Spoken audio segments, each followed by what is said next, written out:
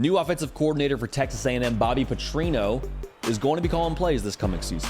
That has become more or less a known thing, and good for Jimbo Fisher, whether he was forced to or not. He's now sort of surrendered to a degree the offensive side of things, which I think is a very difficult thing to do when that's been your MO for the entirety of your career. Probably another conversation for another time. But last year, Texas A&M, they scored 22 points a game, so there was a reason for a change. There was probably an outcry from that fan base for a change. And so what will this look like is really what I want to talk about. What can you expect from the Bobby Petrino offense? Because we know what it was last year. We know what it wasn't last year. What can we expect now from this new era of Texas A&M offensive football? Because it got a lot of pieces, right? That's the thing that we always talk about with Texas A&M. Tons of talent. It'd be one thing if you're recruiting 2 stars and 3 stars and scoring 22 points a game. You say, okay, well, hey, it kind of is what it is. We got to have better ingredients. That was never the issue at Texas A&M. You have so many talented players. You have so many talented pieces. Putting them in position to succeed is what they are hoping and praying and wishing Bobby Petrino is going to do in College Station this coming season. So let's break it down on what it's going to look like. Make sure you're subscribed. We talk ball every single day right here on the On3 YouTube channel on this show, The Hard Count. Tuesday, Wednesday, Thursday. We're live in living color right here, 11 a.m. Eastern. Appreciate you being tuned in. So the philosophy overall from a broad strokes perspective for Bobby Petrino is an acronym FTS, which I love this, Feed the Studs. Feed the studs. Just a good principle probably in any walk of life, but in football, especially for Texas A&M, that is music to the 12th man's ears. They love hearing that because like I just said a couple seconds ago, they got a lot of studs. And you felt at times last year like, hey, why isn't A-Chain getting more carries? Not all the time. I mean, there were times where he carried it 30 plus, and that was against LSU when you saw what happened. Why isn't Evan Stewart having a little bit more targets this game? And it wasn't necessarily an all-the-time thing, but just game to game, you're like, man, feels like we're just not getting it who we need to get it to. Bobby Petrino, there's some schematic parts of it we'll break down, but at the core of this offense, he is saying, let our best players dictate how this game is going to go. If we get it to our best players and we still lose, hey, that's on us as coaches. Maybe there's an execution part of things. Like, we'll live with that. But not getting it to Aniyah Smith, not getting it to Evan Stewart, Moose Muhammad. We will not lose games that way. Also, if you're a Texas A&M fan, they are going to find ways and they are going to make an effort to get the ball in these players' hands. So it's not going to be, man, the defense just took him away. No. We're drawing this up to get him open to make sure Moose Muhammad sees the ball X number of times. Evan Stewart sees the ball X number of times. We're getting it to them and letting them work. And that's one thing they're going to do within this offense. They want to be balanced. Okay, so it's not going to be a thing where you have just one player see all of the number of targets or one player get all the carries. Like maybe there'll be some by committee parts of it. But when it comes to how they portion out the run versus pass, Texas A&M last year, they were not balanced. They just weren't. I mean, they ran the ball 46% of the time. That's good for 99th in the country. And when you're not balanced, 2 things happen. One, you allow the defense to catch on to tendencies. We kind of get a chance to sort of figure out what you're trying to do offensively, and we don't have to worry about the other part of it because you're not doing anything else besides this one thing. If you're not running the football effectively or consistently, we're not going to honor that. We're going to play the pass, and that's going to be how we get down. Second thing that happens is likely, if you're not balanced, you're not spreading the wealth. And I just told you all the playmakers, Texas A&M fans, you already know all the playmakers that you have. You already know who you got on this roster, who needs to see the football. When you're not balanced, you're not spreading the wealth.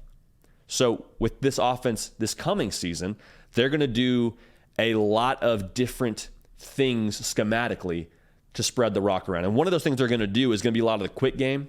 Like a lot of it is going to be, whether it's Connor Weigman or Max Johnson, I'm going to go ahead and predict and speak as though Connor Weigman will be your starting quarterback in College Station. It'll be catch, 3-step drop, get the ball out. It's not going to be a lot of wait for it to develop, then you throw it. Like it's going to be a lot of let's get the ball out quick, let's let them work in space, which means we're drawing it up for this dude to have a matchup to go and win, which kind of brings me to the schematic part of this. Bobby Petrino is going to run a power spread offense, which is, we can break it down philosophically, but the spread offense, simplest terms, we are spreading out the defense. to isolate and get matchups that we like. So we're trying to get Evan Stewart one-on-one. We're trying to get Moose Muhammad one-on-one. We're trying to get Aniyah Smith one-on-one with a safety or a linebacker. We are getting our guys out in space because they're really athletic and really fast, and we're going to let them be special. One way you're going to see this, one thing that Bobby Petrino really likes to call, especially in the pass game, that he just kind of carries with him from school to school and scheme to scheme, he likes the shallow crossing concept, where you have two slot receivers essentially running right around 5 yards or more shallow, and they're going to run right past each other, and they're just going to cross. And so that means if you're playing man coverage and we get the matchup we want, you're going to have to give them some kind of space so you don't run into each other if you're the defensive backs. Or if you're in zone, you got to back off. And so you could just drop it down 5 yards. Guess what? We got the ball 5 yards already, and we got in Evan Stewart's hands and give him some room to work, or Aniyah Smith, or insert any playmaker that you want to into that formation. They're going to do that, I think, a fair amount. That's one of the staples of his offenses that I expect we'll see in some way, shape, or form at different times throughout the season for A&M. Going back to the power side of things, they really like a lot of power run concepts, and that's just a football term for we're going to take one of our offensive linemen, typically the guard, the backside guard, and he is going to run from one side of the line of scrimmage to the other with the running back. So basically, he is the personal protector for the running back as he gets the football. We are escorting him right up through the hole. We're blocking the linebacker. We're good to go. In principle, they are trying to get north and south. It's not going to be a lot of, hey, let's pitch it out wide and try and beat the defense to the corner. They'll probably have stuff like that. I'm sure they'll have some zone concepts, but they're also going to really make it a point to, we're coming right at you. This offense at Missouri State for Bobby Petrino, in 2021, they were right around 4 yards a carry. They had less success in 2022, but they were still right around that number. That tells us we're going to run the football. We're running right at you. And when you spread out a team, when you play that spread offense, we have probably 3 to 4 receivers in, and we have them spread out, a little bit more out to the sideline. That creates the ability to have a lighter box for the defense. Meaning you can't add in that safety, because if you add in that safety, well, there's nobody to help out on Evan Stewart or Aniyah Smith, or not to get too in the weeds there, but basically the spread offense, but still the power run game. You have less people to block, and you have somebody else coming right downhill as the offensive lineman to get 4 yards. All right. So the defense starts to say, okay, well, we got to figure out how to combat this. And one thing that's going to happen within this offense, especially with this power read scheme, when the offensive lineman pulls, the safety usually is going to trigger with that. A good safety is going to read the offensive line if it's run or pass. And so what they're going to do on play action, still be the same kind of power look. We're still having the offensive lineman pull. We're still faking to the running back. And when the safety sees that, he's probably seen it a couple times now, and he's like, man, I'm so tired of having to go up and make a tackle at like 5-6 yards. When I see that, I am triggering right away. I'm going to try and beat him to the spot. I'm going to try and tackle him at 2 yards, maybe get a tackle for a loss. Who knows?